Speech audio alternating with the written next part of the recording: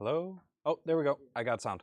Hello, everybody. Welcome to the third week of 3D Bootcamp, January 2023.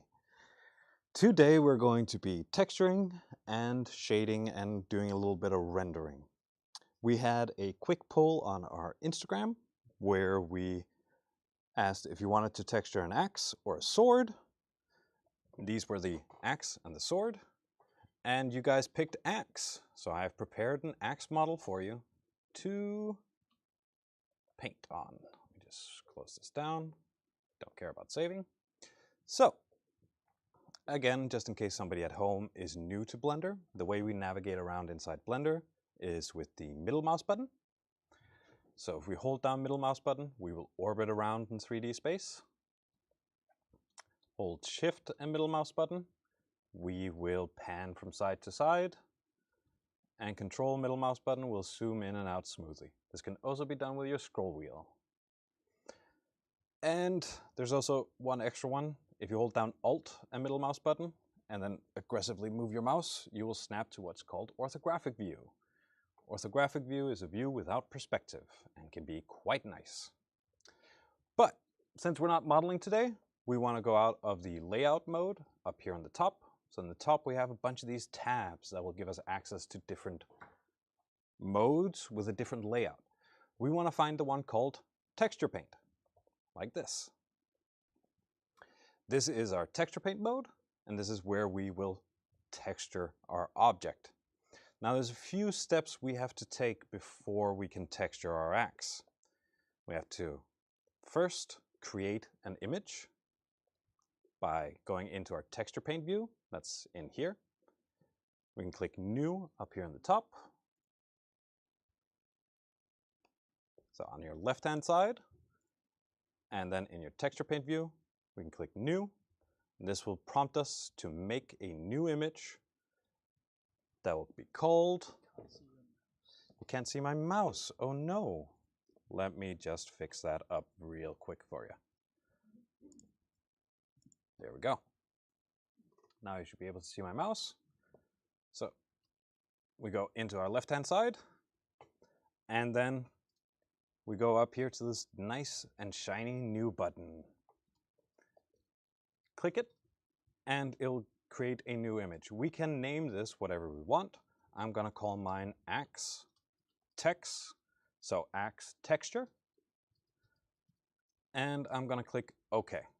This will create a complete black image. Now our axe hasn't turned black yet, which is a bit of a problem because that means our image is not being applied to it. So what we need to do is go all the way out here to the right-hand side. And then we need to locate our material properties, this little sphere that is checkerboarded. Yep. Oh, if it's not showing up, you just have to left click on your axe once, and then you should get some more properties. Under the one called base color, this is right now just set to standard gray. We want to apply our newly created image. So we're going to click on this little yellow dot next to it, like so, and we'll get a drop-down menu. Here we have the second column called textures, and we gotta apply the image texture. This is, we want to apply an outside image to our axe. and you can see here it says new or open, but this little tab right here is actually also a button. And this one allows us to pick a texture that has been, or an image that has already been imported into Blender or we've created in Blender. So you will see that yours is trying to reference one called Axe Text. That is my test one. And ignore that and find the one you have just made. Oh, and welcome to people at home. I hope you all are doing well and you are ready for today. All right, so this is great.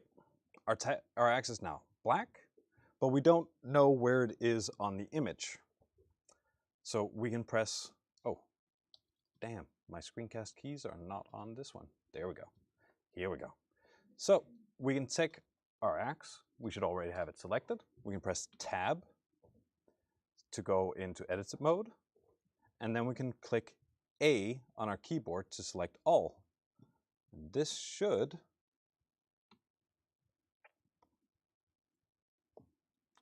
okay, what am I doing wrong here? This should have gotten our UV map up, but for some reason, oh, there we go. All right, I got it. Sorry, yeah. So press A when you're in edit mode to get everything selected. Inside our image viewer, we want to switch from view to paint. This will show you the UV unwrap of the axe. I'll just go over that quickly again because I think I went a little bit too fast. I'm sorry. So inside our image viewer, I'm gonna go up into the left-hand top corner, here where it says view. We're gonna click on it and we're gonna switch to paint. And this should get your UV map on. In here, we can start painting on our axe. You can see the image is actually reacting to it when we paint live. That is because when we texture something, that is a fixed image texture that is on our model. You can also do procedural shading, but that gets a lot more technical and complicated, and I think we might do a bit of it, but not a lot today. So, all right. A thing to note with this is we do not have an eraser and we do not have layers. We just have the single image that we can apply to our axe. So we have to be sure what it is we want to do, or at very least not do too many things before we undo them. All right, so holding my mouse over my 3D Paint tab, I'm going to press N. This will get up the active tool. In here you can see we have this beautiful color picker where we can choose our colors. So we can paint with green if we want to, we can paint with blue, we can paint with red, so on and so forth. I'm going to go for a purple, black, dark color palette thing, and then I'm going to try and make the leather bits of it a bit red and like warmer tone to have some contrast in it. Do feel free to pick your own color palette. It's very nice. If you feel a little bit restricted in your painting tab, if you find the little black border that is between your areas, you can actually resize your area so you get more space in your painting tab or more space in your 3D tab. Oop, there we go. All right, so first things I want to do is I want to start defining a few different areas of my texture. So I know this is going to be some sort of black metal, dark metal, meteorite metal, depends on what world you want to paint things in, but you know. So I'm gonna go in and in my color, I'm gonna pick a very dark gray, because very few things in life are actually black. It's only like, what is it called, Venta black? That's super, super absorbent black that almost absorbs all light. That is like the blackest black. Oh wait, no, there was done a black 2.0. Yes. There are some questions online. Yes. First of all, we have some lovely people representing that has arrived back. You probably know Frederick, and we have someone from Helsinki, which is very snowy at the moment. Oh, Yeah, and we have a few technical questions. yes. Fantastic. First of all, we have from Cetra30 asking, how do I add an extra window in Blender? How do you add an extra window? So if we go out to where we rescaled our images and hold our mouse over there, we can right click and then we can actually say vertical split or horizontal split. And then we can make an extra window. Fantastic. And then if we made an extra window we don't want, we can then say join areas. You can see here, I'm just joining my two areas. There we go. Fantastic. Yeah. And then I'll give you a challenge because Sarah is asking, can someone quickly explain me what to do? Finally got my axe. You finally got your axe. All right. So what we did was inside our 3D viewer here. Oh, well, so to start with, go up into the top where we have our different tabs. Go into Texture Paint. This will automatically split your viewport into two. Your viewer, instead of having axe text up here, should have a new and open button. If you click the new one, it will prompt you to create a new image. That new image you rename to something you know. Then we need to go into our material tab. If that's not showing up, pick your axe. Click the little yellow button or dot next to base color and select image texture. And I'll just have a sip of tea so she can keep up. Fantastic.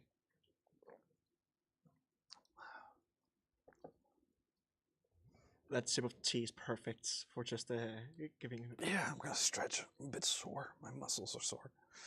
Yeah, and then a few more questions. Oh, let me just finish. Oh, yeah, sorry. Yeah. So after you've applied the image texture, you open up this little mountain with a dot and a frame, and you find the file you have made. Note that there already is one. That's my test one. You don't have that locally, so you won't be able to find it. So it's just the one you made.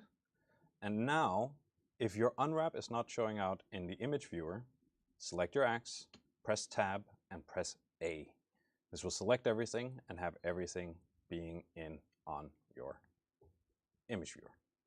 Got you. And then Matthias Baldi, I hope maybe that will answer his question, but his textures won't apply to his axe. Is there any idea why? That depends. How won't they apply? Won't they show up, or are you getting an error? Yeah, that's. I'll give him a few seconds, but then we can move on. Then we have Alexander saying my MacBook is about to take off into space. I think maybe Blender is a bit. Yeah, so it's also important to note that we are right now working with two viewports, and we are also applying what we're doing to one viewport to the other one, which gets heavy. Right. So that's a little quick, like, it does get a bit heavy. It is taxing. And then I am Mikey is asking, can I pick a color from the image, like the button in Photoshop? I think maybe that's like the palette kind of thing. Yeah, so what you can do, if you want to save your colors and you want to reuse them later, you can open up this little tab in our tools menu and you can create a new color palette. This color palette you can add your colors to, so you can quickly refine your different colors. So like this, now I've added my dark gray, so I can get back to it if I want to, reset something to my dark gray. If I then take I actually really want to go purple with mine. Now I have a purple selected, I can add that. I have a dark purple. We can do a nice and bright cyan. We can add it with the plus. And I'm also pretty sure that if we hold down S and select something, or like click on something in our image viewer, this is your dropper or eyedropper, and we'll automatically add it to your color palette. All right, let me just go back here. All right.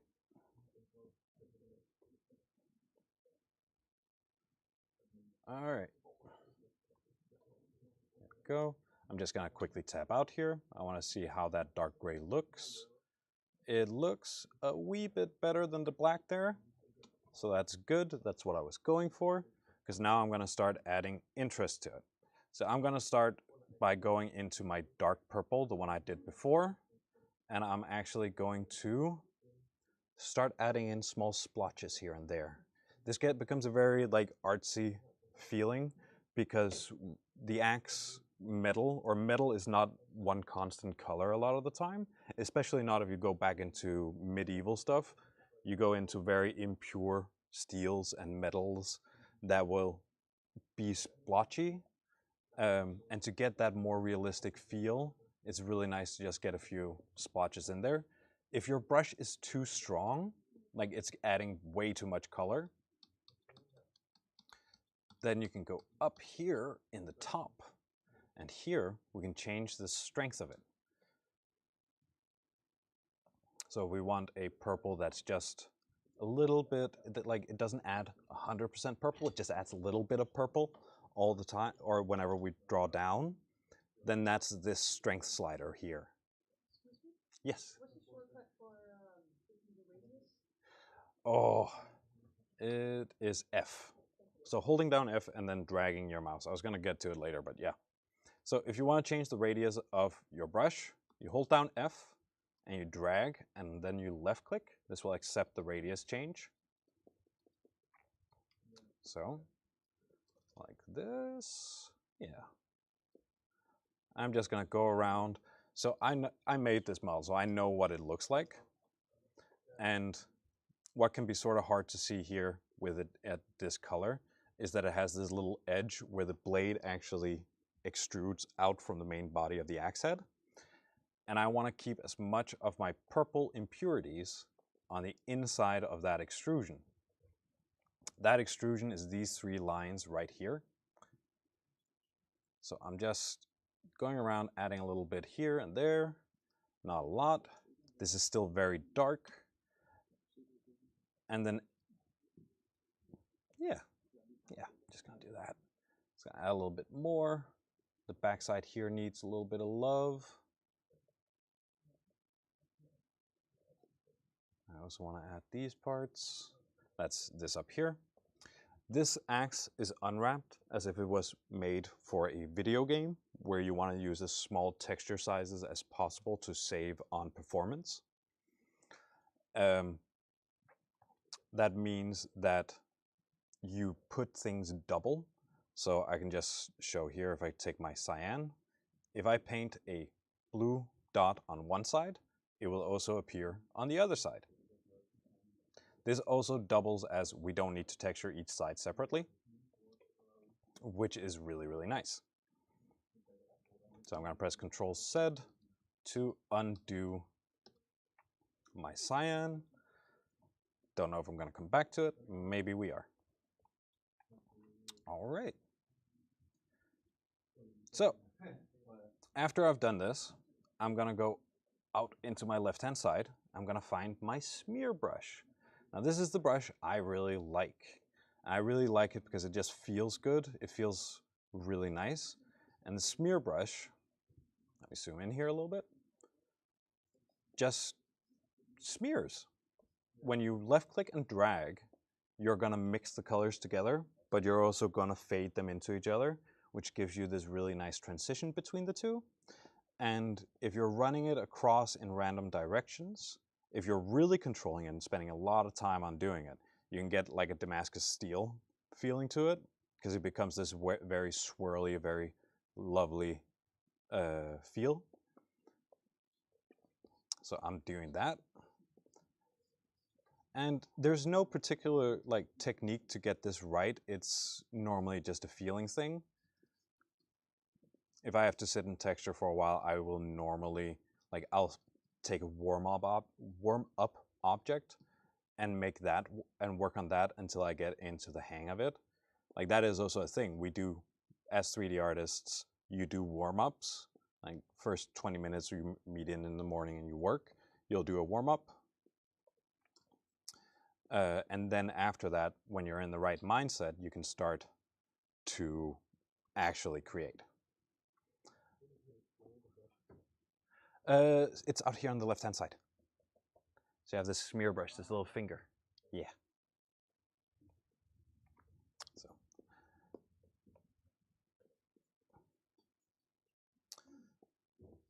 And sort of like when we were working in ZBrush, I like to work with small, like a little bit chaotic strokes, so I get those happy little accidents. I'm sure there's a lot of artists there screaming at me, that's not consistent. It's like, it gets consistent fairly quickly. Just moving around, just defining a few things. There we go. All right. So, do we have any comments from the chat? Did that guy come back to us about the, what's it called? The textures not being applied. Yes, actually, it was two birds with one stone by helping you, giving you that challenge of getting Sarah up to date with the speed, and then it was kind of just like beautifully bow tied alongside with the other lovely. question. So it's perfect. A little bit of technical questions is Yes. coming in here.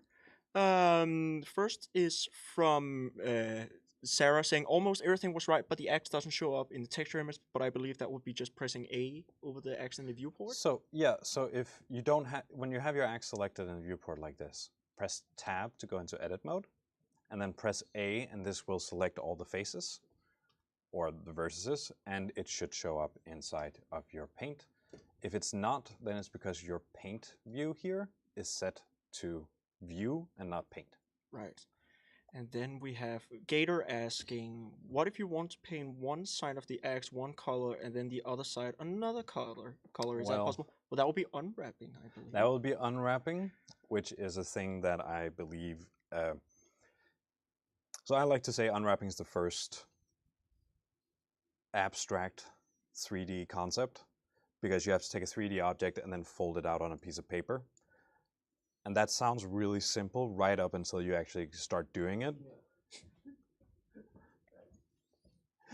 And I will clearly admit that it took me a lot longer time than it should have before I could just go, oh, now I understand it. Because you'll sit with it and you'll understand what it is you need to do, but you won't really understand how unwrapping works for a long time until you've just tried it enough. Yes. And the last few questions here from Frederick is saying, can you paint a material like a BDSF material? BSDF? Yeah, I think that's what it meant. Yeah, so the BSDF is already applied. Okay. This is your BSDF out here. What the BSDF is the principled shader, which means it's just a shader that tells Blender how this material should be understood, and it's really just a translator and nothing else. What I think you mean when you're talking about BSDF shaders is procedural shading, which is a thing you can do really easily in Blender because their shader networks is really nicely set up. But then comes the knowledge you cannot use that in other engines. So if you want to take it into Unity, if you want to take it into Unreal, or if you want to take it into a texturing software, if you want to take it into a different piece of 3D software, shader networks do not translate across platforms. Almost no two softwares share shader networks. Unity, for a while, had Blender shader network. I don't know if it's like that anymore because I haven't sat in Unity for a long time. A few full moons. Yeah, exactly. A few full moons. Which means I don't know if they've updated it, if they went into their own, or if they did their own. But yes, procedural shading, if we have time for it, we'll actually do it on this part here. You can see the things that are not affected by what we're doing right now. But that's a little bonus thing. All right. Fantastic. And then just the last question is kind of a 2-in-1. First of all, how do you get the palette back? And is there an eraser tool in Blender? No, there's no eraser. Control C? Control set. Control set. There we go. And how do you get the palette back on? So the palette is right under our color picker. There's this color palette. If you don't have a color palette, click the plus symbol and it will create you a color palette. This is really cool because we can actually export them and then import them into other softwares or into other files so that they all use the same color palette if we want to create consistency between things. Yep. All right. So we've been working with our dark colors. I think it's about time we go into the light. So I'm going to pick a lighter gray than I had before, because now I want to indicate that the blade of my axe is sharp. So I'm going to make myself a lighter gray. I can even start off by picking my original gray and then going lighter. That's a little bit too light. Remember to test them out before you start painting everything. I want a gradual change. Still want it to be a little bit painterly, but I want a gradual change. Yeah. There, a little bit. There we go. So this is going to be my lighter. You can see it's not a lot lighter than my original dark gray, but it's just enough that it will be noticeable. There we go. I'm going to be fairly rough with this one, like so, because now we're going to make an even lighter one, and we're going to layer this on top. We're not going to go all the way to the edge because we do want the previous light one, the mid light tone, to still be visible so that it becomes like this fading gradient, like so. Let's see. I'm going to do that all along here. And we can already see here our axe blade is starting to become very light.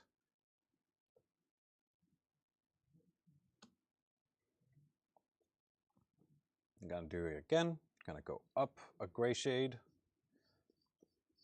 And I'm not too worried about saving these gray shades because it's always good to have variation here. So if you have to go back and repaint a gray, it's better to just get a different gray and then paint on it, because that's going to, again, give you some very nice variation and make a texture like look more natural. Because natural things, real things don't have solid colors. We have a lot of different things layered on top of each other and with different hue changes and stuff like that. Like if you look at our skin,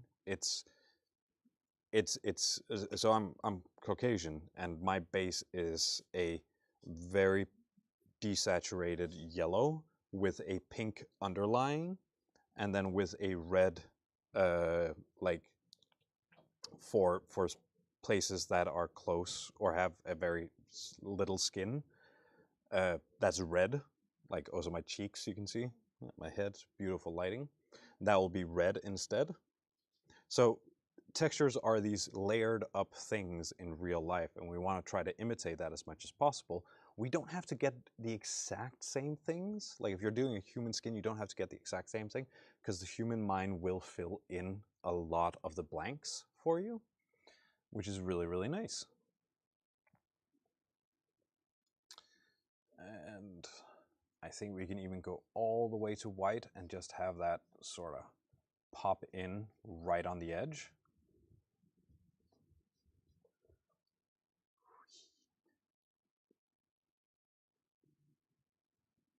So if we just want to do a little bit.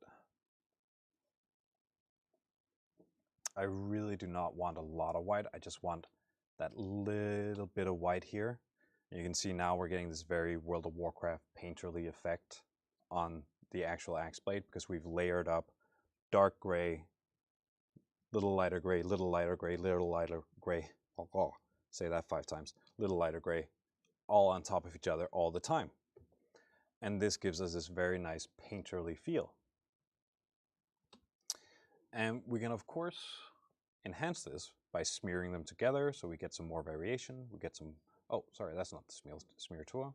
So we get variations in, if somebody knows weapons and stuff like that really well, is it called honing, or is it just called sharpening when you take a weapon like this?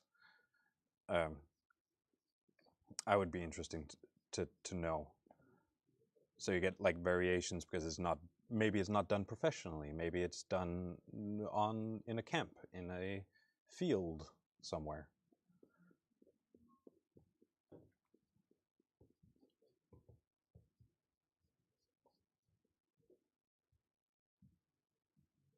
So just getting a little bit of variation here and there, pulling in and out.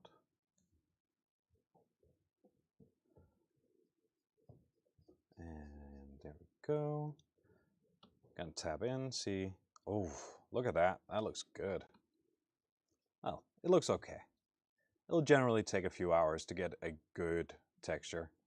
And the more natural, the less manufactured things are, the harder it is to get proper looking textures. Like if you're doing wood, which we will get into, and all you're gonna cry because it doesn't look like wood, and mine's not gonna look like wood, and everybody's gonna, yeah, be annoyed.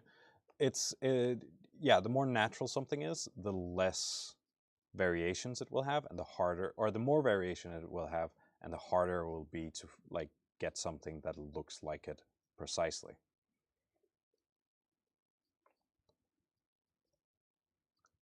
I'm gonna go here. There we go. Yeah, I like that. All right. So after we're done honing our blade, I am gonna go back into my purple, because now I want to take these swirlies in here and I really want to highlight them some more, because right now we can barely see them on our axe. They're there, but just barely, and I want to give them a little bit more oomph. I want to push them. But because I already have the swirly textures in here, I don't necessarily need to have my axe as UV. So I'm just gonna go into my 3D viewport, press tab to go back into object mode. And this will allow me to just see my purple swirlies. And what I'm gonna do is I'm gonna have a fairly small brush. I'm gonna have a low strength on it. And then I'm gonna find the biggest concentrations where it's still a very like strong purple. So here, for example, and I'm gonna just go over it with this. Ooh, that's still very light. Less strength. There we go. I'm gonna make these lighter purple strokes. Let's see if they show up. Oh, it's on the top. It's there. See, that was actually a very neat one. So I'm just gonna go over, I'm gonna start adding in these small purple strokes. I'm gonna add some swirlies. I'm gonna add some variation. You could even go in, you could add like demonic runes if you wanted to. That's not a demonic one, that's an alchemical one. But yeah, so we're just going in, we're gonna have some fun, we're gonna add a bit of variation here and there. And of course, we're gonna go over this with our smear brush again, because why wouldn't we? We don't want this to stick out as a different like material or different style of texture, or have it look like we just didn't finish our image. So just gonna go around. I might even go one step lighter after this, but I need to see how it looks like first. So I'm gonna go into my smear. I'm just gonna start pulling these. I want them to look more natural. So I want my smear to like really fade them in together. I want them to be swishy. I want them to be flowing.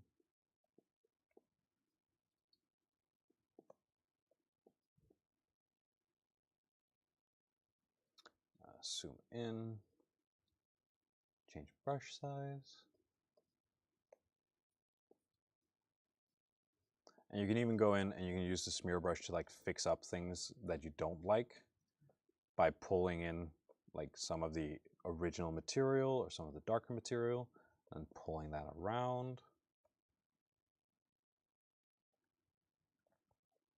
Go. There we go. Go, go, go. And don't worry too much about keeping up with me. Do realize that I have a few years of experience and you guys are starting out. Unless you also have a few years of experience, then you definitely should be keeping up with me.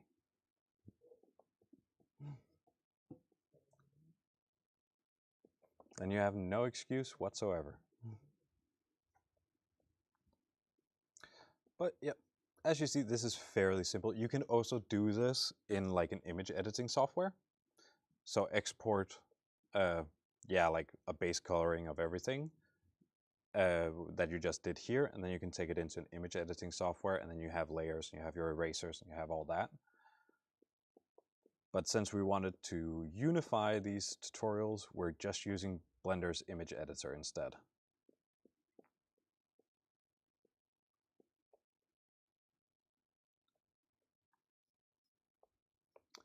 I think I'm just about getting there. So, do we have any more questions from the people at home? Yeah.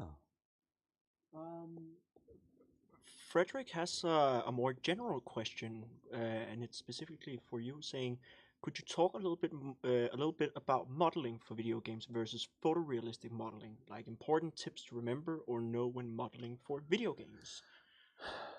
That's all right. So, when you're modeling for video games, even with modern day restrictions, you have to be a lot more aware of your poly count, how many faces, how many edges you are creating on your object. Because even though modern engines like Unreal Engine allow for a lot more polygons, they don't actually allow for infinite. And especially not if you have things that need to move or you have things that need to deform. So if you have a character that needs to, if you have a character that needs to be animated and bend their arms, bend their legs and stuff like that, that character will not be able to have the billions and millions of polygon that Unreal 5 claims that the nanite can have. And also can have. That's not a claim. That is just, they can't do that. While you're working for movies, your real only limitation is how strong is your animator's computer, because the model needs to work smoothly in the animator's hands. And that's your own that's the only real limitation, because then after the animator is done, after they've done all the animations and stuff like that, you can add stuff to the models, things like that are called displacement maps, which will subdivide your model as many times as you want, but only in render. So only when you're like done animating and you gotta get an output. That's when you can put something on called a displacement map. You can also do things like switching out geometries on a rig. You need to do some reskinning, but I have seen people just going, all right, cool, we have the animation is now done. Here's the high poly, it needs to be skinned to the rig, and then we're gonna start working with it. There we go. And the last one, it's not a question, but more something that I learned when we were talking about honing the axe. Mode said, hone is when it has no wiggles, sharpening is edge that is sharp. Okay, so we are sharpening it, or we were sharpening it before. Yeah, I also told him that the moderator learned something new today. Yeah, I learned something new. I'm not I am not an expert on everything. I'm not an expert on weapons. There are definitely things I know more about than weapons. Dragons. Dragons is one of those I'm good at. I'm above average on dinosaur knowledge as well. I don't know who was it. There was a famous person a few years ago who said it was super disappointing becoming an adult because nobody asks you what your favorite dinosaur is. And I relate to that. So what is your favorite dinosaur? It depends on how much of a stickler you are. Oh my. And this is why nobody asks me, because I'm really annoying with it. So if we're just going anything prehistoric, and post-Cambrian, then I'm gonna go a Dimetrodon. But technically, they're not dinosaurs; they're synapsids, which is our ancestors. They evolved into mammals. Yeah. But if we're going pure dinosaurs, I'm gonna go Carnotaurus sestri. Simply because of so if all y'all don't know Carnotaurus is two claims to fame is it's the first meat eater we found that had horns. We found multiple since then, Ceratosaurus and further on. It was the first one that had horns. And it has smaller arms than T-Rexes do. It has such small arms that it's lost its elbow joint. It's just like the lower part of the arm and the shoulders. And that gets interesting again later. So we have found one Carnotaurus sestri.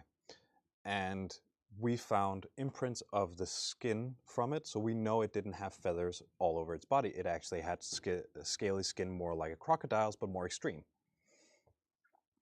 And Carnotaurus, so I think it's like 67 or 87 or 86% of its body we have skin imprints from. And then the last part of it is like the under the arms and a little bit of the belly. So there could be feathers there.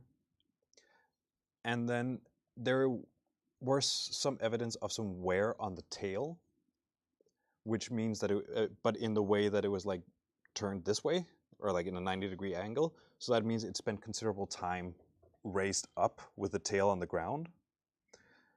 So the theory is it used its itty bitty arms with feathers on it for mating dances. Because the arms were on ball joints, which is very uncommon for the animal kingdom. We have ball joints, so that means we have full 360 movement here. And they had that too. So I love the picture of a Carnotaurus with a bit of feathers under its arms going like this. There we go. Oh, and our weapon master has arrived again. To give a more articulate explanation, honing is when you straighten the edge until there's no bends, and sharpening is shaving away material until the blade is sharp. Great. Oh, that is good knowledge, actually. So the moderator has now learned about dinosaurs and swords. Yes. Yeah. All right. Let's look at this axe. That looks about neat enough. I think I've moved things around to a satisfying conclusion. Oh, here we go. All right. So if you find that you have textures that are a little bit like they're not sitting properly on your model and you would like to keep them, but you need to move them. Like I have this little corner here that's not sitting where I want it to sit. You can see there's a little bit of darkness and a little bit of hard like transition there. And I don't want that. We can actually change our 3D viewport to a paint, to a texture paint viewport. This will allow us to paint inside our 3D viewport. So if I have my smear brush, I can make this fairly big, and then I can move my texture. This will create what in the industry is known as artifacting, because this is a camera-based projection. So for where you're looking at it, it will be projected onto your camera from there or onto your model from there. So that means if something isn't visible, it won't be affected.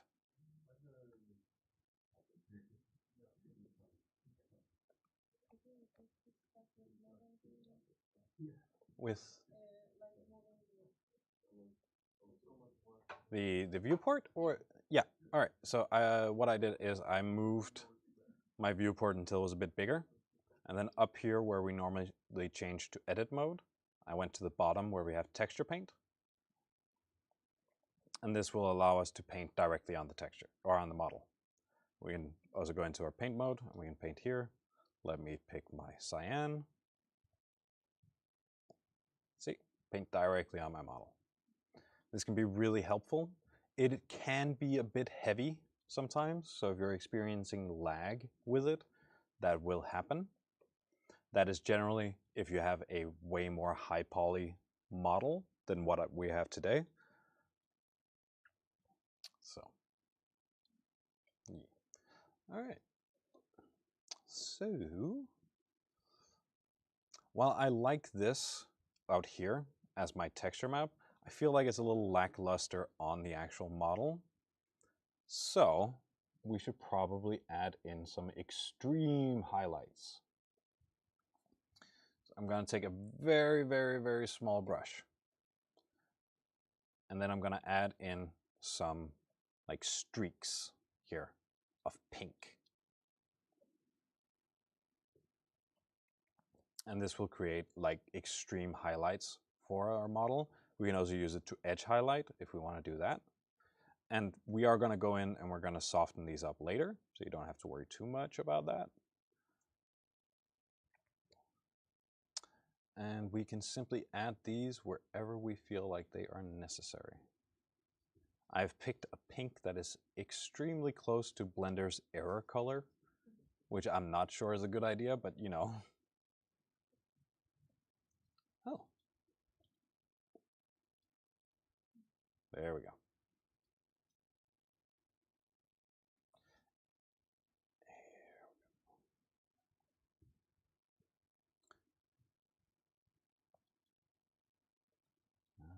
It's working. So you can see now I'm actually getting a bit of graphical glitches on mine where my painting viewport here, or my image viewer, is not always updating real time, but my model is actually receiving the paint. Just move your view a little bit. This should actually fix up the glitch. And what I'm going to do now is I'm going to, instead of using my smear tool, I'm going to go over everything with my soften tool, which is this little droplet, which will do the same as the smear tool will, but it will just do it, instead of pulling it in any direction, it'll just diffuse everything out instead. Like so. You can see, softens up a little bit, but I'm still keeping that extreme highlight. I want to do that for as many things as, or for all of these, because I don't want pixelation on my highlights. I generally don't want pixelation in anything. Sometimes it will happen with texture size, which is why we want to utilize UV space. So if you do look into unwrapping, you want your unwrap to be as laid out as efficiently as possible. So the most important parts, our axe head, will be the biggest part. So that's what's going to get the most amount of detail. And everything else, like if there's something you don't see, just have it be the smallest pinprick on your model or on your unwrap as possible.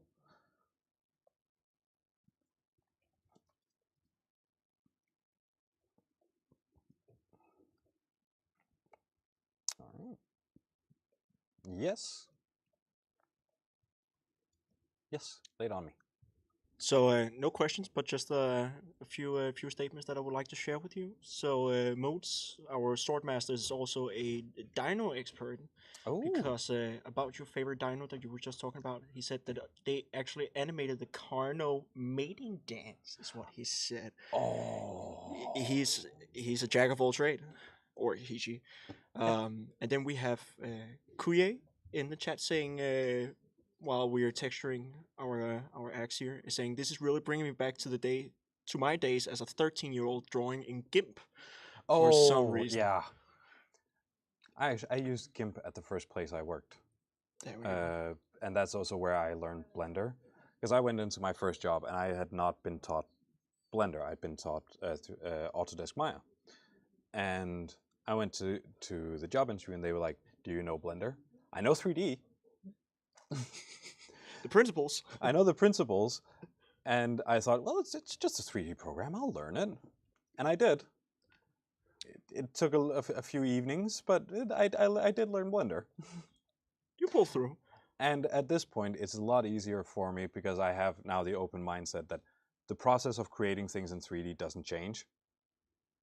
It will always be the same. Like, you're extruding things, you're subdividing things, you're creating more edge loops, you're manipulating vertices and edges. That's just universal. Yeah. As long as you have that mindset and you don't lock yourself to one software, it opens up for a lot of other companies and industries to work in, because you're not only looking for the companies that use the software you know, but you're willing to go anywhere you want or anywhere you can, because it's not about the software, it's about the tool. Like if you're an artist and you like to paint, well, it might be nice having your favorite paints, but if they no longer are available, you're not going to drop painting. You're not going to stop painting for the rest of your life. You're likely going to find a different paint or a new medium and experiment. Also, it's the fewest artists I know that stick to one medium. They always experiment with a bunch of things. Oh yes. And that's not only 3D artists, that's also photographers and digital artists and traditional artists. They will experiment back and forth like all the time. Absolutely. I think it's also like the photographer saying it's not about the equipment you use. No. Like they can go out with a smartphone and take amazing pictures, and even you can even go and compete with some of the most expensive cameras that is on the market. Exactly. It's about the tools, or it's not about the tools, it's about the mindset. It's about the knowledge you have for composition, for color choices, or color combinations and stuff like that. Absolutely. That's what's going to get you a good result every time. Absolutely. Oh, and Frederick is saying that he's loving the dinosaur online course, and I'm thinking maybe we should call this the texture and dinosaur course. You know, I love dinosaurs, so I'm very willing to talk about it forever. So that's fine. There we go. And just a technical question from Gator saying, whenever I paint, I get this tail effect on my brush. Do you know how to unactivate it? Oh, you activated Lazy Mouse. Oh, that is what is meant. Yeah, so we have, so I'm sitting with a pen tablet, so I need to switch to mouse. Yes, so there's this stabilized stroke, which is commonly known as Lazy Mouse. If you turn this on, you'll get like a tail, and this will become a, like it'll stabilize your stroke. So instead of getting extremely hard strokes, you get very soft and nice lines. It can be a very nice tool sometimes. Let me just turn mine up here. You can see I get a very nice curve here instead of me going. There's a big difference between those two things. Smooth, my janky ass hand. So it's this one. If you go under stroke, there's this stabilized stroke, and that's your, yeah, that will be your Lazy Mouse. All right, so I'm gonna go on to my haft of the axe. This is the handle, this is the wooden part. And even though, so as a rule of thumb, if you're doing wood, pick your colors from actual wood and they will look so much better. They will look so much more natural. A lot of the times we have a tendency to go either too dark or too light with wood. And then when we look at the finished image, we'll go like, well, that doesn't look like wood. That color combination's weird. And that's simply because the way we think wood looks like is not the way wood actually looks like. So we have to keep that in mind when we're doing wood. So I'm gonna pick a fairly dark brown. Let me just add it to my palette. Here we go. And I'm going to create the base layer for my haft. That's a bit darker than expected. Oh, so this, let me just quickly check if this works here. No, it doesn't. Boop, boop, boop, boop. It doesn't. That's because this isn't viewport. All right, yeah. So this is very dark. That's a nice place to start. And it is, yeah, I'm gonna make sure that this works in our favor. So for my second brown color, I'm actually going to take it over a bit more into red to get that like warm oaky or cherry colored wood. No, wait, cherry is super light, isn't it? Oop. And I'm going to add in some random splotches.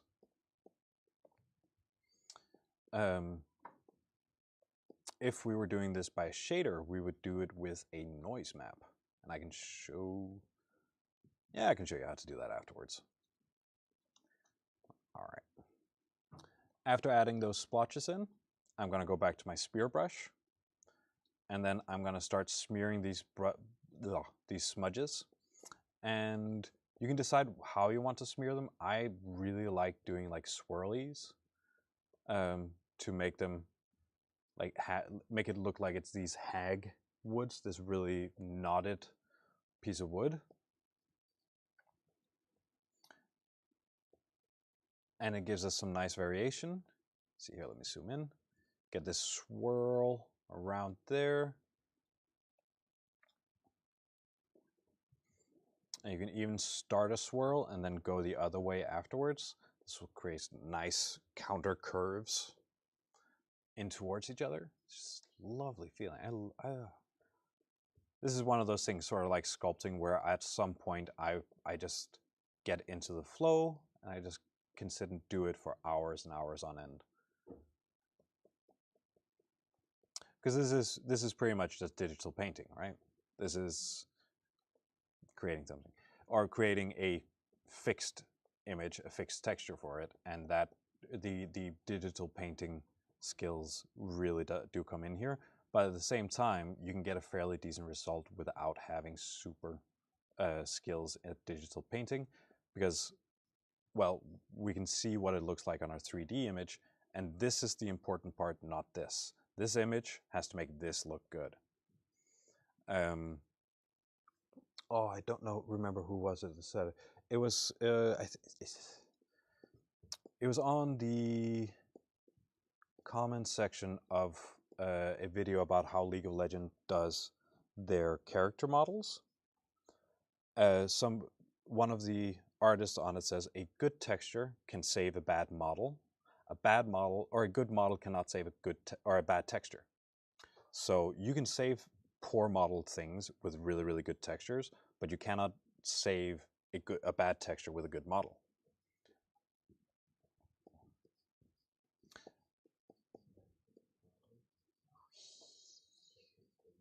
Swirly, swirly, swirly, swirly. All right, so we've been sitting in Blender for about an hour. This is the point where I should remind all of you the 3D softwares are fairly unstable. So we should save by pressing Ctrl S. This will save our file. One problem with this is it doesn't save our image. It doesn't save our image. So what we need to do is in our image viewer, we have this little image tab with a star on it. We can go up here and we can click Save Image, or press Alt S. This will save our image. You can see I have a bunch of textures here, because I've been doing this course before. I have my axe text. I'm going to save. There you go.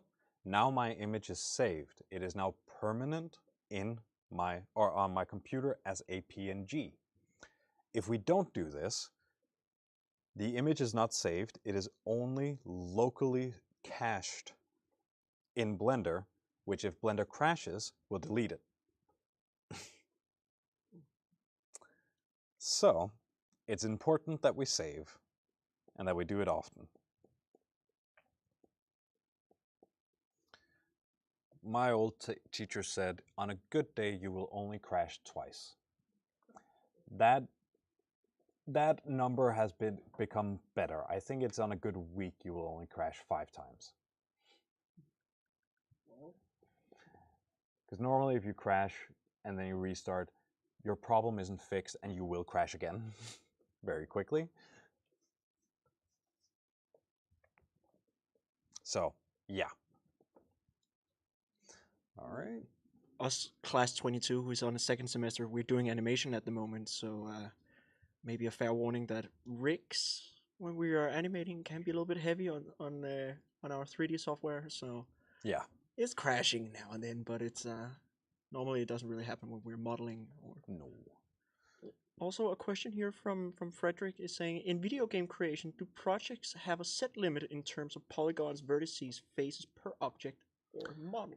So traditionally they do, and your art director will likely, well, it depends on the size of your studio. Small studios, the art director is responsible for setting that up. In bigger studios, it's likely your lead or your project designer that sets up your poly limit. So, like when we were making the barrel in the first time, the reason why I didn't make mine super high poly is because you wouldn't.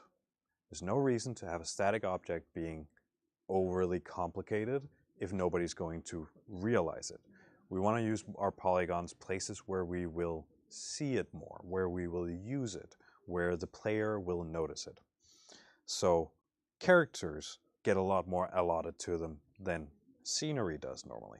If a piece of the scenery is supposed to tell a big piece of the story, if you have a big crystal that is the evil person's throne and demons are caught in it, that thing probably going to be a lot higher fidelity, and fidelity is like how high quality it is, than a box on the pier.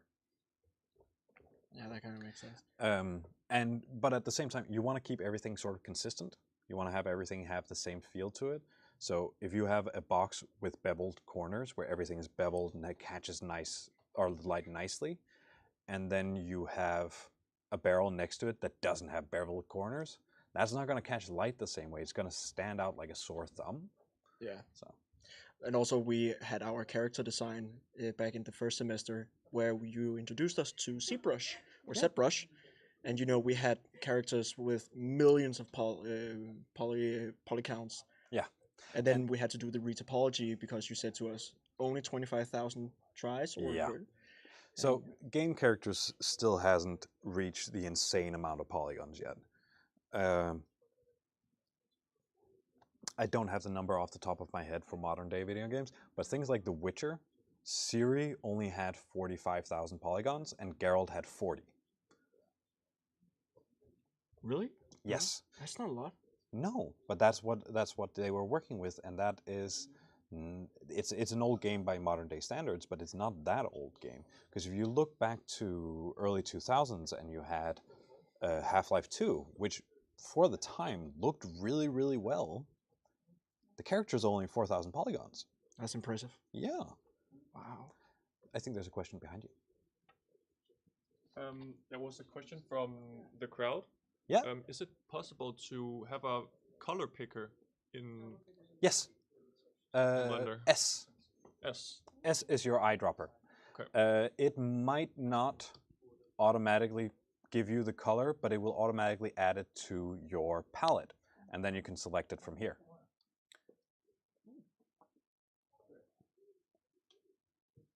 All right. So I'm going to go through the same process for our wood as I did for our metal. I'm going to go.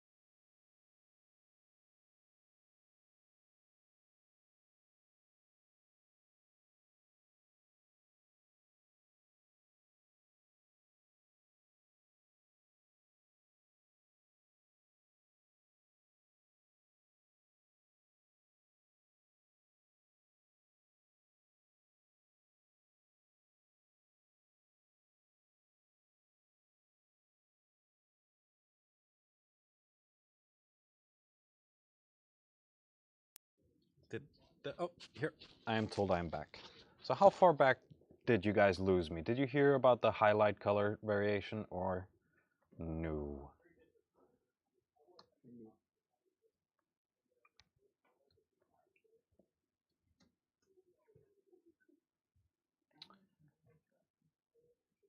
We getting there we go. There we go. There we go. All right. Yeah, we just had a minor technical malfunction with the microphones. I hope everybody can hear me and are back. If people could tell me how far back they lost me so I can go back over things.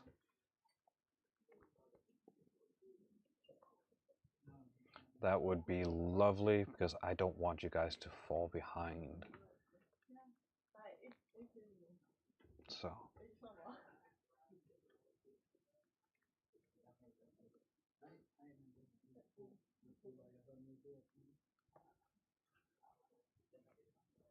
All right.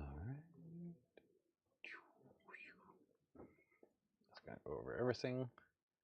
And as we can see now, these swirlies look horrible, but I'm gonna go over them with my soften brush. I'm gonna be slowly faded into the rest of it. And because these highlights, the way I've placed them is around dark areas. That means the highlight will be intensified because the contrast between light and dark. And the dark areas will also be intensified because they are contrasted by the light. Yes. Okay. So the entire chat is asking. They lost you right when you started doing the highlights. Oh, right when I started doing the highlights. Yeah. All right. So what I did when I started doing the highlights, it's a bit too many undos back for what I can do, but here I can show you a little bit. So what I did is I tested out a fairly powerful orange, but I knew I was going to soften this. So instead of going orange, oh, that's not the orange I like, I went, oh, it's an orange. Let me use the soften brush on it to see what it looks like once I've softened it. And of course it's hidden right now because that's the way things are. That looks fairly decent on my 3D model. So I stuck to my very aggressive orange, and then I just started softening it out. I added them in a fairly splotchy manner everywhere. I didn't want to catch every edge between dark and light, or dark and mid-tone, but I wanted to catch a lot of them, because that just intensifies the dark and it intensifies the highlight. There we go. And then I'm just going to go over them with a soften. If you want to add even more believability to your highlights, add a variation to them, so give them a lighter brown again to like intensify it. So you can see here, I added almost a beige to it instead. Here we go. Oh, it's a bit lighter than that. And then I went in and I added just a little bit of sweet extreme highlights to it. And this is going to add some more variation to the highlight. Even when we soften it out, it's still going to be there. It's still going to be visible. This is just a little bit lighter than everything else. So that means it'll be more visible and just look lovely. And we can even go in, like, if we don't like these rounded finishes these highlights have, the smear brush is really good at getting these nice, what's it called, like streaky and smeary. Well, it's a smear brush, so the fades between things. So that is a wonderful tool to have now that we don't have erasers and layers and things like that. Then the smear brush is our best friend to get a nice consistent feel to things. All right.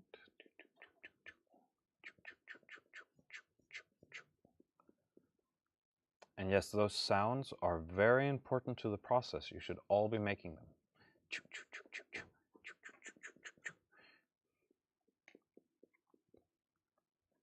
Yes.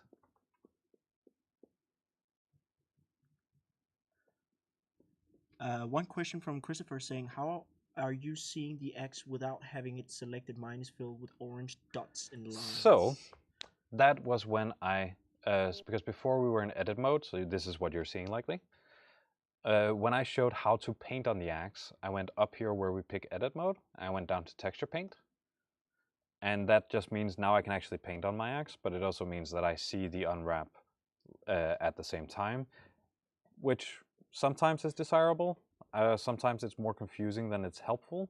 So it's sort of, how do you like it? What do you like to work with? I switch between them because there are things when we layer textures like this with two things being on top of each other, that we can end up with some weird, or not some weird, but some unsightly artifacts. Like some of you might have noticed, I'm actually avoiding my edges here. And that's because if I do like this, I should of course do it in a place where we can actually see it. There.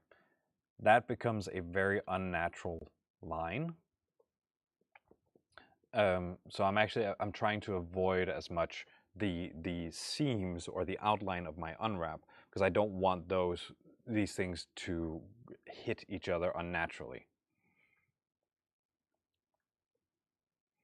So yeah, and that's why it can be nice to have it. You don't always have to, but yeah.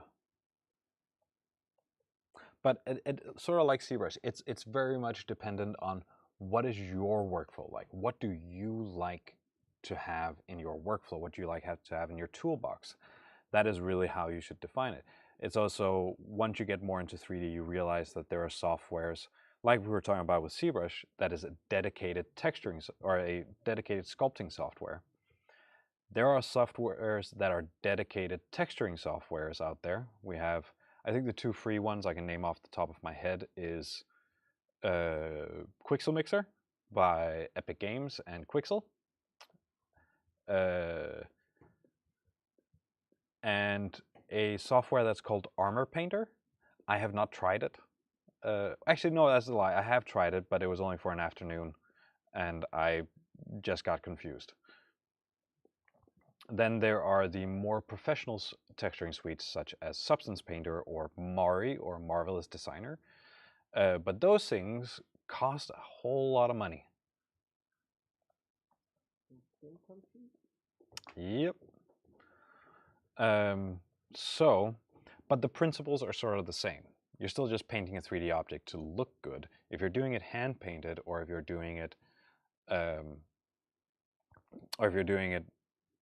in a texturing suite, you still have to end up with a model or with a texture that looks good.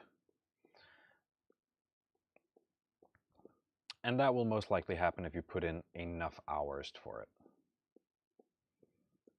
So I don't mind Blender's texture painter as it is, or as like a beginning. If I have like issues with it, what I'll do is I'll take the PNG once I'm finished with what I can do in Blender, and I'll take it into a photo editing software, and then I'll finish it up there, which will normally give you a very good result. But and the reason why we're not showing that is because everybody's going to have different photo editing softwares. So yeah, that's just going to be confusing in the end.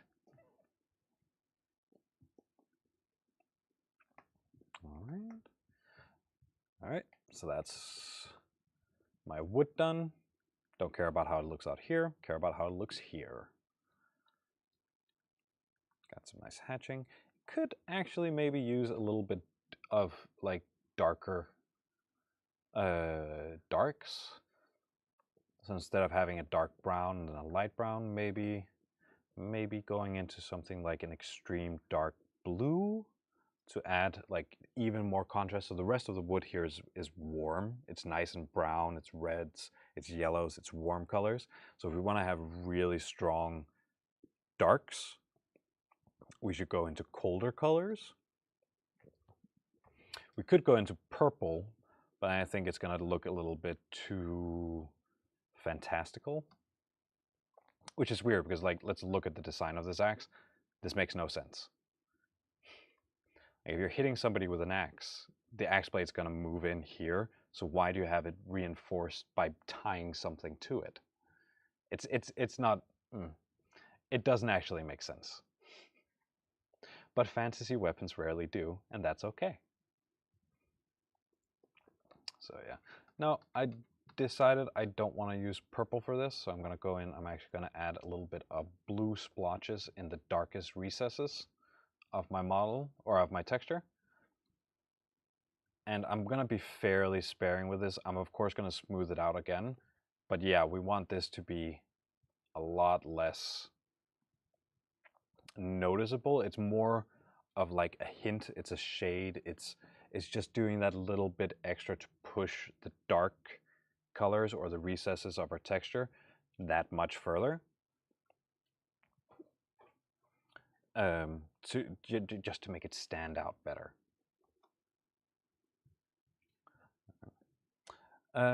Also, I've been asked to remind everybody that next week we will be having open house. So we're starting an hour later than usual, and we will be animating on our barrel.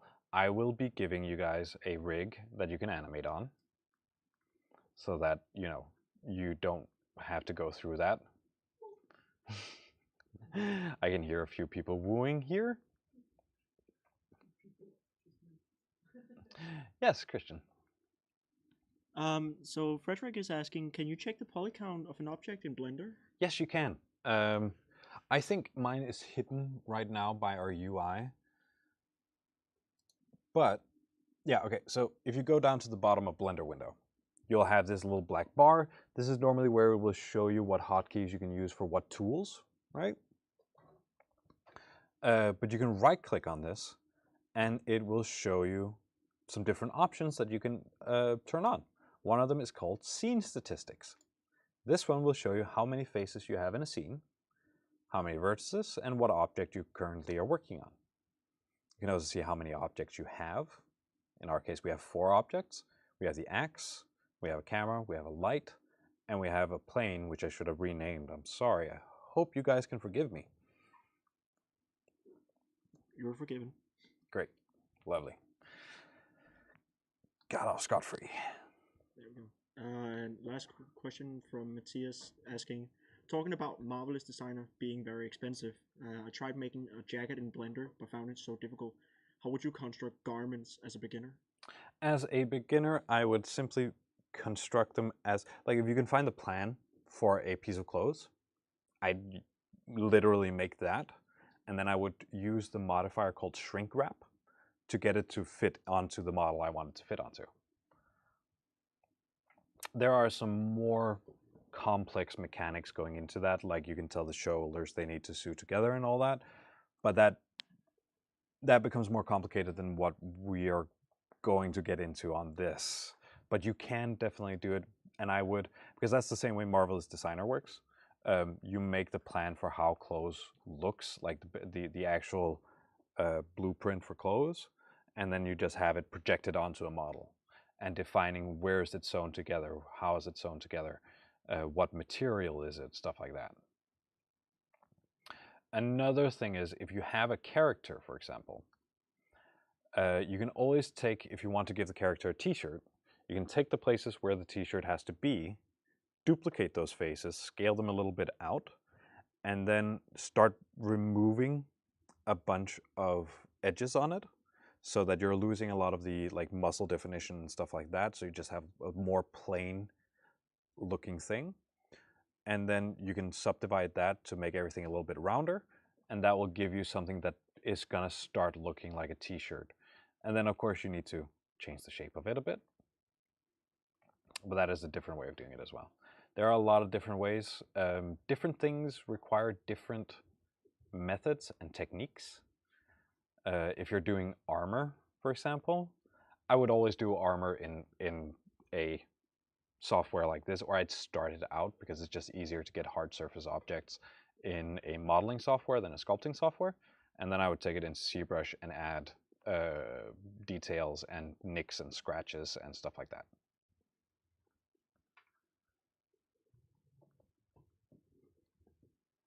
This is getting nice and blue. So that makes our darks stand out a lot more now that there's a little bit of blue in it, because now they're cold compared to being warm like everything else is. All right. Ooh, we're running out of time. We still got time. Don't worry. We're just, I think I got a little bit carried away with the wood. All right, so we got the last little bit of our axe here, the main body of the axe, which is these leather wraps. And I wanted mine to be orange so that they would contrast nicely. So I'm going to check if that actually looks good. That's not pretty. What about darker orange, more blood orange than anything else? So that's also, if you have like an idea, don't stick to that idea that once you've done it, it doesn't work. Like I wanted to do a lighter orange than this, but even this isn't really working. This looks, actually this is kind of working. This I don't hate, but I think this is going to be my, actually going to be my highlight, and I'm going to take it going down from here. So I'm going to make darker colors from now on instead, which is the opposite workflow of what we've been doing so far. So I'm going to do like this, add a little bit of fold in there. Oh, those two are double. Yeah, fine. Just going to do like this. Gonna add a little bit of here. Yeah. Yeah, so I'm just going to add in a little bit of splotchiness, a little bit of darkness in here, create some foldy shapes, and that becomes too prevalent. I'm going to go in with my smear brush, as usual. I'm going to start smearing this up, and we're going to start getting some nice variations. It's a side effect of the smear brush is you actually get some really nice midtones between your dark and your light once you start moving things around.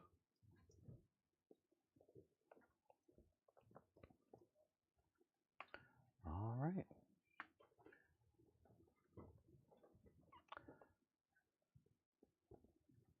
There you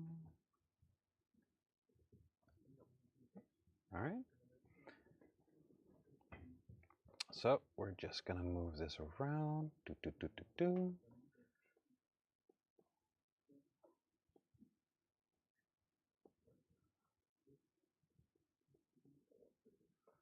Let's see how that transition here looks. It's not the worst I've ever seen, but it's not the best.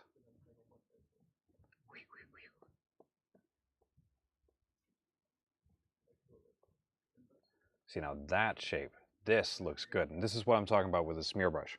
We get these unintentional effects that look really good. And that is this. This is completely unintentional. I knew I was sort of going to go for something like this, but it's giving me this very nice, with just 3 brush strokes, one to the left, or for you, or one to the right for you guys at home, it's to the left, one to the right and one to the left again, gave me this very nice 1, 2, 3,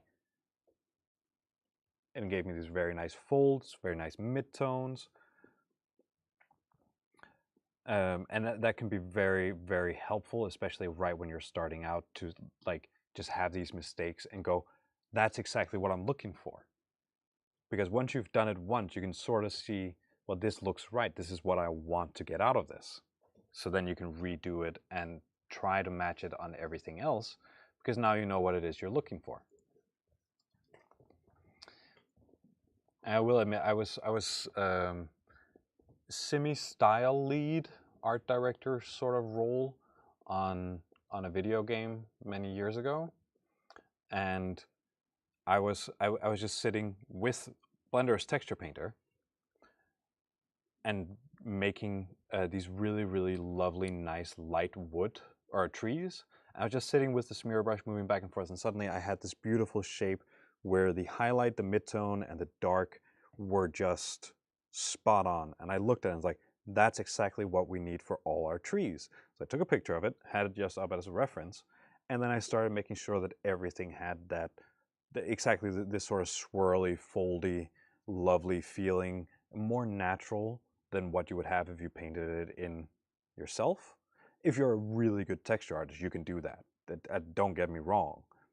If that's your specialty, you can do it. For the rest of us, it's blind luck. In the beginning.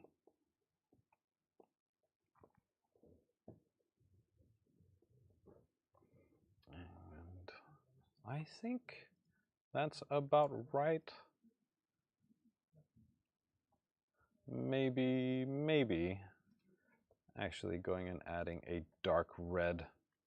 So here's the thing you guys probably aren't aware of. You can see these leather straps have a top here. That top has no height on our UV map. So that means we can just draw this over the top pixels of our unwrap, and we'll actually get a nice dark border all the way on the inside edges, or the top and the bottom edges of our leather wraps. Boop and boop. All right. Now, of course, we can go ahead and soften these up afterwards if you want to. Leaving them like they are, like I am here, you can see this is giving us these very hard borders. Oh, I don't like that one. That one's too much. That we gotta fix. But the hard borders aren't necessarily a bad thing. They're just, you know, an element of stylization.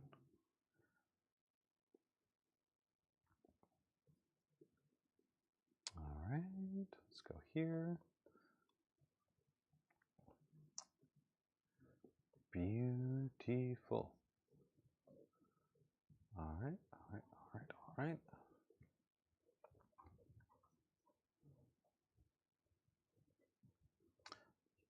Okay, just going over the last bits here, hoping to get done in time. All right, so as I finish this up, because this is going to be the last bit of my texture painting, you can see I'm missing my top one. My lovely assistants, Christian and Mito, would like to talk to all y'all at home, and you people here, you're allowed to listen to them as well, about the open Discord that everybody can join and show us your work. I actually have it open here on my other monitor. And they again want to remind you guys of open house next week. So, Mito's gonna come in frame, Christian's gonna come in frame. Wow. Yep, surround me, boys. Oh, I don't have a mic. Oh, wait. They can hear me. It's fine. Hi. I think. Hello. Discord, if you're not already in it, do join it. It is sent in the chat. We'll be in shortly, minute. It will be in the chat if you're not already in. Do join it. It's very fun. Because we really want to see your work. There we go. There's a chat called 3D Bootcamp. A lot of you also posted last time, which was really fun. I love seeing all your sculpts and stuff that you worked on last week. But please show pictures as well of your texturing. Yeah. Would love to see it. Yeah, and a little bit about open house. So next week, since Chelford was talking about that you... oh yeah, I'm getting into frame here. Was talking a little bit about open house. So as you probably know, that this YouTube is actually YouTube channel is a school situated in Copenhagen, where if let's say animation, this game industry or the video production industry is interesting you, and you want to learn more about this, and you can actually go to a school that focuses on this, you can come by next week on Thursday on the 26th. We're gonna have a bunch of cool presentations about what the school is all about, what kind of things we're getting to learn about, and also the teachers will be there, students will be there, also showcasing some of the cool stuff that we have been making throughout the years, anything from animation to game production to short movies and animation. So go on our website, I'll send the link, and by the way, I'm the moderator, so I'll send you all the good links both to Discord and the open house event for you to sign up for. So thank you. All right, perfect. Don't worry, we're not done yet. We're just doing a shout out for ourselves. It's all good. It's all good. Come to our open house. We would love to see you, and join the Discord and share all your work. I really want to see it. Please. Would be great. I really like seeing people's 3D stuff. So We all do. We wouldn't. Thank you. We wouldn't be here if we didn't. All right. Okay. So, like I said, this sort of finishes up my traditional texturing work. I'm also the guy called Mito in the Discord. Just to point that out, so you know who you're talking to. It's me. I'm the one chatting. Hi. Yeah. All right. Have fun. All right. So we are finished with our, well, I'm finished with my traditional texturing. So let's do a bit more technical texturing. This is what's called shading. So shading is a dual term because it's also how things react to light. But we can also do procedural shaders, which are textures that work by computer-generated images via combinations of color ramps, noise maps, and projections. So we've been in our texture paint. We are now going to go up into our shading tab, which is right next to on the top. Boop. And I might lose some frames for you guys online because this is actually a bit of rendering. It's not full-on heavy render, but this is our material preview.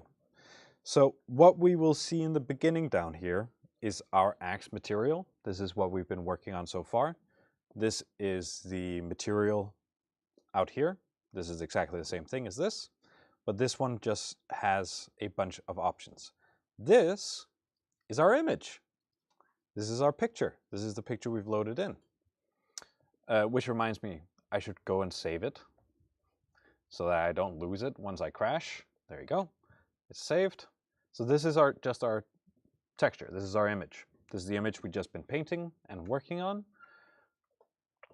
But if we wanted to create something procedurally instead, so I'm going to pick my wraps here, you can see it doesn't have anything because it doesn't have a material yet. So I'm going to click New, and this will create what's called a principled BSDF. And this is just a translator for everything you could imagine. Now let me just redo that. So what I did is instead of having my axe selected, I selected my wraps, these gray areas. I can see that some people have already textured them. Shame on you. I said we would get to them later, but that is all right.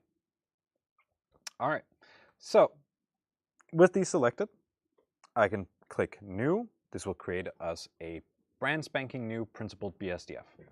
This is your material. This is your standard material. It works just like you expected. It has a base color before you load in the texture where we can change its color.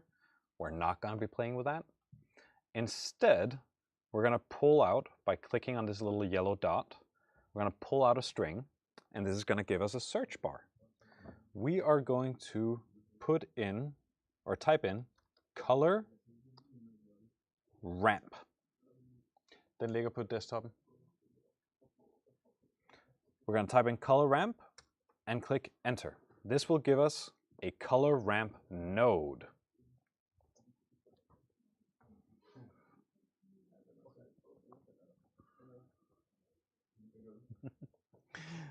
Just watching people do a little bit of fidgeting back and forth. So this color ramp node, you can see here, when I pull on one of the sliders, it actually affects our model. We can decide what colors we want these wraps to be by clicking down here. This is just our color wheel, like before. So if we want them bright orange, like so, we can also pick with an eyedropper what we want them to be. And here, let's see what we can find. Boop. That is pretty much just the same. Let's make this one more intense. And this one, let's make that darker. So right now, the only thing we can really do is just change its color. But we can actually go in and we can tell it, well, you shouldn't just be a color changer. You should be a variation of color in the surface with this fac. This is the factor, or in more, technical terms, this is where we put it in an alpha map. It has this little gray dot that we can pull out, and this will give us another search bar. And here, we're going to type in noise. So we get a noise texture and we get a noise color. And let me just check here. Yeah, they're pretty much the same. What the difference is between them is what output gets connected here. So if we get the alpha or if we get the color of it. In this case, it'll be exactly the same result. So what you might start to see on your model is now there's a little bit variation in our surface. There's a little bit of brown, there's a little bit of red. If we made these colors even more like screeching, we would be able to see the variation of it. Here we go. And see, starting to grow mold on my wraps.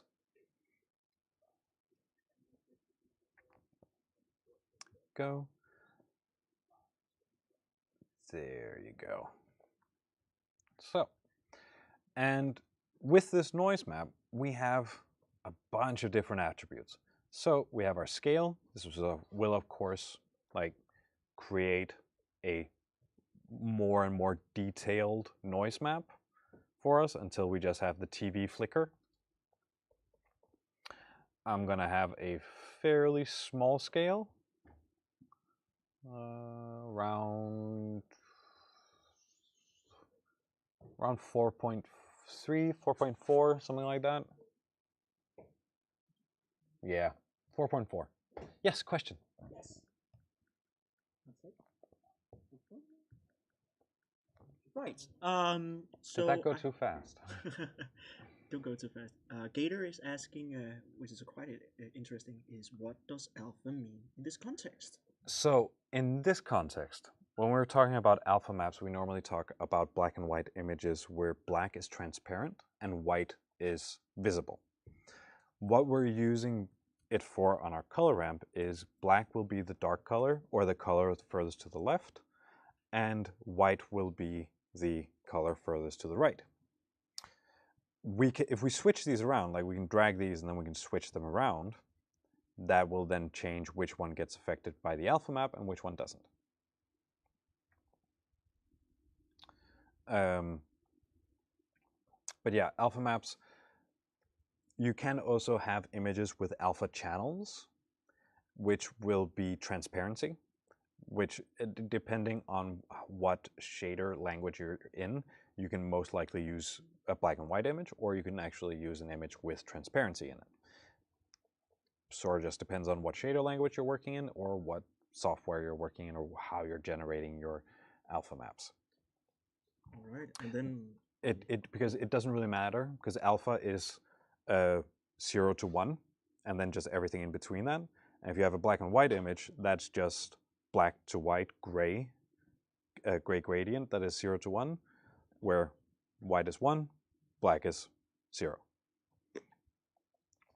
And now a challenge for you to kind of dense this down. Frederick is asking, okay, can you explain polycounts? Like, what is the correlation between faces and vertices and poly? So,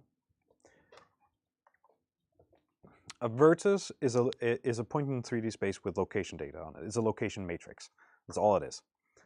Between two vertices, you can draw an edge. Between three edges, you can draw a face that will become a triangle. A triangle is a polygon. You can also do it with 4 edges and you can get a square. Now, triangles and squares are the only two accepted polygons. Polygons is every type of face we make. There are a bunch of people out there who say, oh, you can just make 6 sides or 8 sides. And you're absolutely right, you can in Blender. As soon as you want it out of Blender, you can't. Because if you're lucky, if you want to take it into a game engine, for example, if you're lucky, it's going to turn it into triangles in a really stupid manner. If you're unlucky, it's just going to delete them. If you have full version of ZBrush and you import things into it, it'll just delete them. If you do it into texturing software, it's just going to delete them. So, core principle, triangles and squares. Those are our friends, everything else is not. I have had a theory for a while until it got shot down, that the reason why everything is triangles and squares is because those are the only two shapes that will tessellate. Now tessellation, it means you can spread them out on a flat plane infinitely without needing to put in a different type of shape there to create something. There is debate about whether or not hexagons can tessellate or not, but that's up for mathematicians and not artists to figure out. But then, like I said, I got slapped out of that idea because somebody told me, no, it's because 3D math was coded this way and nobody's thought about changing it ever since. It's simply because it was easier for human beings to work with triangles and squares than everything else. That's how you answer. Yeah. I liked my tessellation idea better, but, you know, it turned out not to be true. All right. So, if we go into details, this will, of course, as you can imagine, up your detail level, but so will your roughness.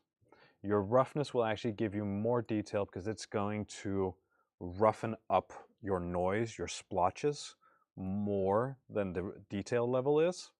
So these two in combination with each other will give you a really good result. I really want these to be flipped. There we go. All right. And our distortion is, well, yeah, it's going to distort what would be normal, like grunge dirt, and it's going to distort it in a wavy manner. This is really good if you're doing like procedural wood, I feel, but then you have to have a low scale. You'll see what I mean here. This starts to look like wood rings. But we want to see if we can get it to just be a little bit like fabric-y or like foldy.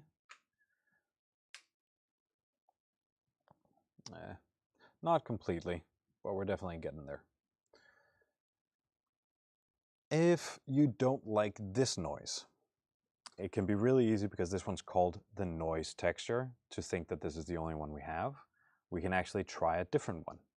So we go into our shader graph here, press Shift A, we'll get the add, click search, and then type in Voronoi.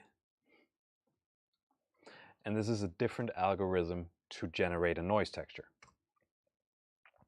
This one has a lot more options to it. So we can take distance, pop it in, let it update. So to begin with, we'll get these nice splotches. We can turn down the randomness and we can actually get a grid. It's very cool. And in here, we have a lot of different parameters we can feed into its noise generating algorithm. You can even go 4-dimensional.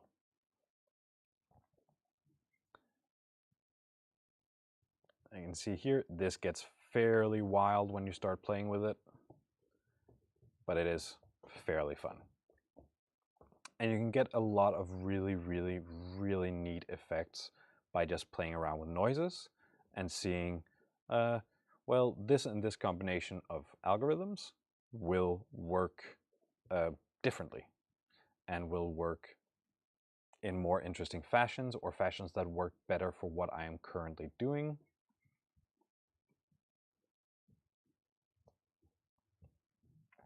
I can see that my four-dimensional one, distance to edge, isn't working all that well. So let's go back to our 3-dimensioned one and then go factor 1. And then this one will actually give us Euclidean, or we can change it to a lot of different parameters. And all these are just names of different parameters to generate noises from. And these are really fun to play around with. You can just sit for ages and work with them to get different results out of it, and it is so much fun. And you can even animate on these if you wanted to. So, all right. So, not really getting the result I wanted out of this, which is sad. Oh, we can do sparkle magic thingy. Let's do that instead.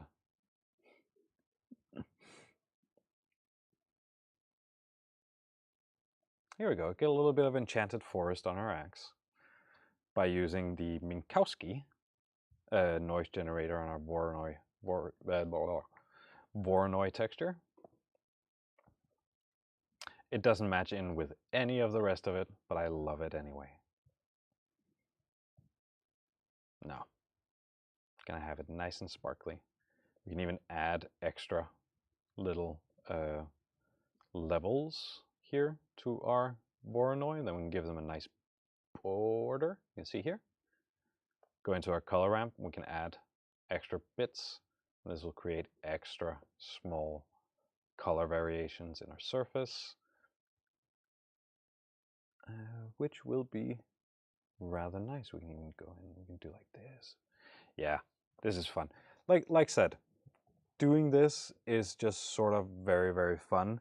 And there are a bunch of combinations and a bunch of things you can like just set up node networks that are super long and will give you super advanced things, like things that will react to your screen or your camera, which way your camera is looking currently, which is super fun.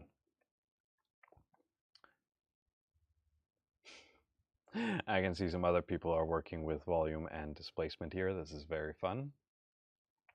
All right, so we sort of have one final thing. I got a little bit carried away with everything, so we're not reaching that many of the bonus content, but we should still touch upon one final thing, that is rendering. So if we want something out of 3D, we want to convert our 3D scenes into 2D images that we can display. This is how we display movies. This is technically also how we display games, because it's frames per second. A frame is just a still image displayed in front of you, rendered. We need to start rendering things. So I'm going to go back to my layout tab, and you can see everything turns back to gray. I'm going to go up here in my right hand corner, and we're going to switch to the last one. This is the render viewport. Now, because we already have a light in our scene is going to be lit by that light. But if we, for example, took our light out in our outliner and turned it off, you can see everything turns very dark because there's no light in the scene. Our light, we can change the attributes of selecting it, going into the properties, and then choosing the little light bulb down here. We can see we have color, we have power, we have radius, and we have max bounces. Max bounces isn't something you should think too much about right now. It becomes very complicated doing that, but yeah. So color is the color of the light, how it's going to color everything it hits. Let me just saturate that knot. Power is how powerful the light is, of course. This, I will though say, normally has to be fairly extreme. Like by default, it's set to 1000. And radius is actually what we need to do in combination with our color. So if we want like daylight, we need to have a very big radius on our light because, well, the sun is very intense, but it is also a giant object. It's really, really, really big. But that just means its light gets everywhere. And the smaller a light source is, the more focused its lighting is. You can see here, if I turn the radius down, we get this completely blown out axe. I'm going to zoom in a little bit. We get a blown out axe that really just gets overlit. And even the backside of it almost turns black with like drop shadows. Oh, I can see I'm losing frames now on the stream, sorry. And if we turn this up, while our intensity of the light is going to get less, our overall lighting is actually going to get a lot softer and everything's sort of going to get lit more and more. And, oh yeah. So, that's lighting. We also have a camera. So we cannot render anything out of Blender without a camera. And we can get into the camera by pressing 0 on our numpad. Boop. And then we can see our axe. So if we were to render this right now, this would be our output. We can do that by pressing F11. And now it's going to start rendering your axe and your scene. It should do. Why is it not? Oh, sorry, F12. And what we can see here right now is that it's sampling, so it's going to go over the image a lot of times, and each time it does it, the quality of the image is going to get better. It's going to take some time, because rendering takes time. I remember a friend of mine who used to do rendering for... who did they... He used to do rendering for a production company, and they did a little bit of work on Frozen, and the overall Frozen time was 2 years to render. But that's because every frame will generally take 15 to an hour, and every frame has multiple layers that you need to do that with. Some of them will be quicker, some of them will be slower, and it will take a long, long, long time to render things out. Of course, 2 years of render time sounds bad, but it wasn't actually 2 years because they had 600 computers doing it. But that was the combined time between all of the computers doing it. Yes, questions? It's not actually questions, it's more statements from the lovely chat. So that, I'm sorry for putting your usernames here, but Koya is saying as soon as you started rendering, yeah, it dropped out completely. Koya said, I can hear my computer crying, and then Sana right after said, even my stationery started on the turbo now. Yep. And also, I have a really cool thing that I can tell you from our Weathermaster notes. So if you play with the distortion when texturing, you can get the Damascus steel effect. Yes, you can. If you put that on your axe head instead of hand painting texturing it, you will get a Damascus steel effect on it. That is very true. You will. So what we have rendered in now is called cycles. Render Eevee or blah, blah, blah. Blender has 2 different render engines. It has cycles, which is a non-biased render. That means it renders everything, even what you cannot see. So right now, while we cannot see the backside of our axe, it is actually being rendered as well. The other one we have, let me just... Oh, before you guys close this down, if you want to save your image and take it back home, click this image button and save. Then you can save it and bring it home and do with it what you want. I am not going to tell you what or what not to do with your renders. I'm going to close mine down. The other render engine we have is called Cycles. What Cycles is going to do, when I show you guys how to change it, is it's going to imitate a game engine. And that means it's instead of being a non-biased render, like Cycles. Cycles is the non-biased one. It's going to be a biased render and only render what you can see in your viewport. So that makes it a lot faster, but it also makes it less accurate. So we're going to go into this little icon. It took me a long time to realize that it's the backside of a camera, which is super annoying. Because it would just be better as a camera, but it's the backside of a camera, which is super hard to read. And then here where it says render engine, we can change from cycles to Eevee. We'll get a different result, but Eevee is a quicker engine. If we click F12 now, we'll get an instant result with the render. Well, almost instant. 16 nanoseconds. And all right. That's sort of the last thing to touch upon today. It was a bit longer than usual, but I don't think that was bad. A lot of it was nice and painterly, and the last bit of it was a bit technical, but I think it went very well. Just a last reminder: open house next weekend or next week, next Thursday. Yeah, come join us. And then afterwards, we're going to be animating the barrel. I will be giving you a barrel with a rig on it. Don't worry. And yeah, looking forward to seeing y'all.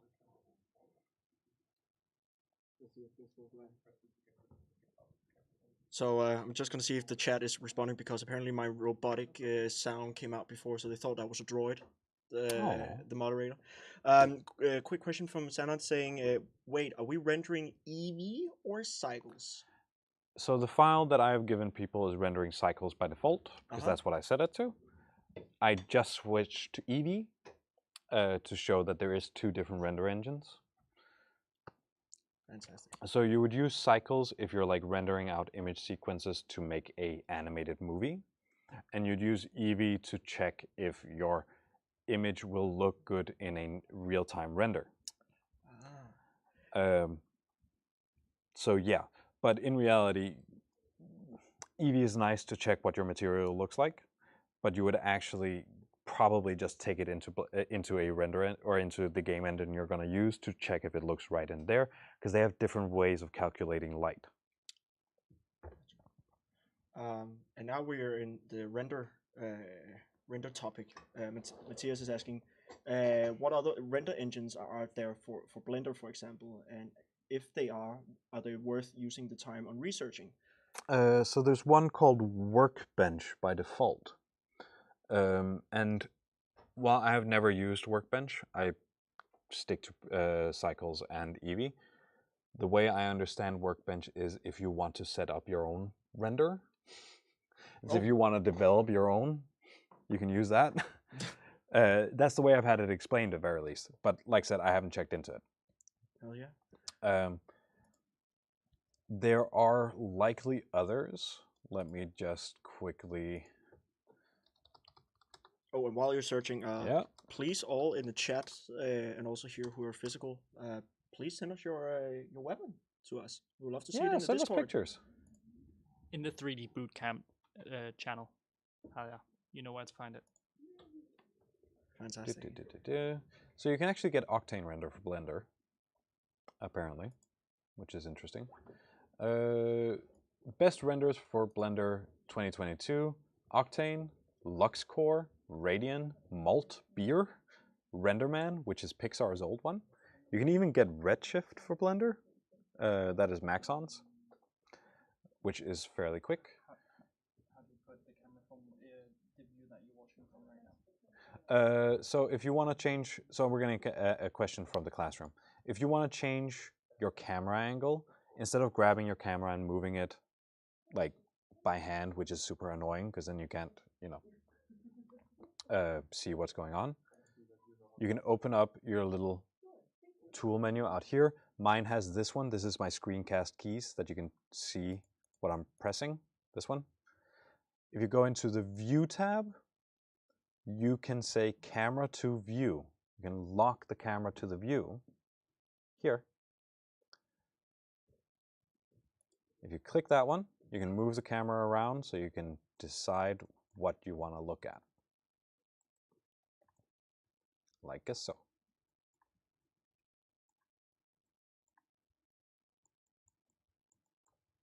All right. Well, if we have no more questions online, I would like to say thank you for today, and I will see you next week, hopefully in person. If not, I will see you online. Remember, we're starting an hour later next week, and yeah, we'll be animating. Bye-bye. Oh yeah, I do have the Discord open, so send your things. I like the random acts of kindness. I do also like pink axe. That is very nice. And blue axe is good. It's very, very nice. It's very God of War-ish, I think.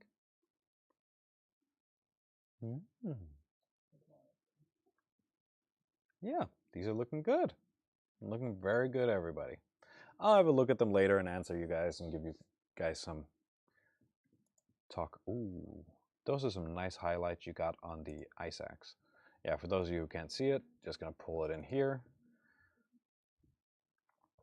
Look at these things. Look at what people are making at home. Oof. Very nice. Very, very nice. Very subtle. See, a lot of people went for the blue, which isn't bad. I'm really not saying it as a bad thing. I'm sorry if it comes over like that. Oh, that's a nice streaking effect you got on that one. Especially because it also comes in the other side, but in a different hue. That's very nice. It's amazing what they've done. Yeah. The red highlights you get on here are also very nice. And of course, the random acts of kindness, always appreciated. Oh, that's good as well. And another icy one. Yeah, very good. Very, very good. All right. So, with that, keep on posting your things, of course. With that, I will sign off for today and